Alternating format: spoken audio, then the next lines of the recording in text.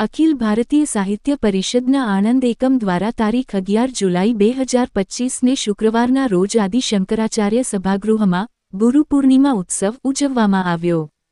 કાર્યક્રમનો આરંભ અખિલ ભારતીય સાહિત્ય પરિષદના ગીત અને દીપ પ્રાગટ્યથી કરવામાં આવ્યો હતો. કાર્યક્રમના આરંભે અખિલ ભારતીય સાહિત્ય પરિષદ આણંદ એકમના મહામંત્રી ડો. રાકેશ રાવતે કાર્યક્રમની ભૂમિકા બાંધી આપી અને અખિલ ભારતીય સાહિત્ય પરિષદના વિવિધ કાર્યક્રમો તથા આયામોની વાત રજૂ કરી. આ ઉત્સવમાં મુખ્ય વક્તા તરીકે સરદાર પટેલ યુનિવર્સિટીના નાયબ કુલસચિવ ડો. સૂર્યકાંત પારેખ ઉપસ્થિત રહ્યા હતા. તેમણે પ્રાચીન ભારતીય ગુરુ પરંપરાથી શરૂ કરીને વર્તમાન સમયના ગુરુ શિષ્યના દૃષ્ટાંતો સાથે વિગતવાર પોતાની વાત રજૂ કરી. મહર્ષિ વેદવ્યાસ કે જેમણે સામાજિક ઉત્થાન માટે સમાજભોગ્ય ગ્રંથોની રચના કરી. મહાભારત અને બ્રહ્મસૂત્ર જેવા ગ્રંથોથી ગુરુનો મહિમા થતો આવ્યો છે. અંધકારમાંથી પ્રકાશમાં લઈ જાય તે ગુરુ. શિષ્યમાં સદ્ગુણનું વાવેતર અને દુર્ગુણોના સંહારનું ભગીરથ કાર્ય ગુરુ કરે છે. શિવાજી, એકલવ્ય, વિવેકાનંદ, સી.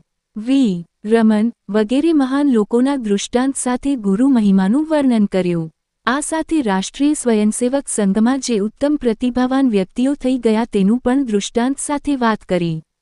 વર્ષ 2025થી 26 રાષ્ટ્રીય સ્વયંસેવક સંઘનું શતાબ્દી વર્ષ છે ત્યારે પંચ પરિવર્તન જેવા કે કુટુંબ પ્રબોધન, સામાજિક સમરસતા, પર્યાવરણ, સ્વની ઓળખ અને નાગરિક કર્તવ્યની વિસ્તારથી વાત કરી સમાજ પરિવર્તન અને સમાજ પરિવર્તનથી રાષ્ટ્ર પરિવર્તનની વાત પણ કરી. ત્યારબાદ અખિલ ભારતીય સાહિત્ય પરિષદ દ્વારા રચાયેલ મહિલા આયામના અધ્યક્ષ ડો. મેઘાબેન જોશી દ્વારા મહિલા આયામના ઉદ્દેશ્યો સ્પષ્ટ કરી ભવિષ્યના કાર્યક્રમોની રૂપરેખા રજૂ કરી. જેમાં શકિત પર્વ, આંતરશાળા સ્પર્ધાઓ વગેરે કાર્યક્રમ મહિલા આયામ દ્વારા કરવામાં આવશે. અખિલ ભારતીય સાહિત્ય પરિષદ યુવા આયામના અધ્યક્ષ કુલદીપ દેસાઈ દ્વારા પણ યુવા આયામના ઉદ્દેશ્યો સ્પષ્ટ કરી ભવિષ્યના કાર્યક્રમોમાં પુસ્તક વેચાણ, પુસ્તક વ્યાખ્યાન, સાયબર ક્રાઇમ જાગૃતિ વગેરે કાર્યક્રમની રૂપરેખા પ્રસ્તુત કરવામાં આવી. કાર્યક્રમમાં આણંદ અને વિદ્યાનગરના પ્રબુદ્ધ નાગરિકો અને વિદ્યાર્થીઓ ઉપસ્થિત રહ્યા હતા. કાર્યક્રમની શોભા વધારતા પ્રો. મહેન્દ્ર નાઈ પ્રિન્સિપાલ અનુબેન મહેતા તથા અન્ય ગણમાન્ય અતિથિઓ ઉપસ્થિત રહ્યા હતા.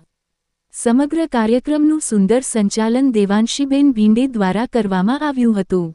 કાર્યક્રમનું આભાર દર્શન ગુણવંતભાઈ વાળંદે કર્યું હતું. કાર્યક્રમના અંતે સૌએ વંદેમાતરમનું સમૂહગાન કરી છૂટા પડ્યા.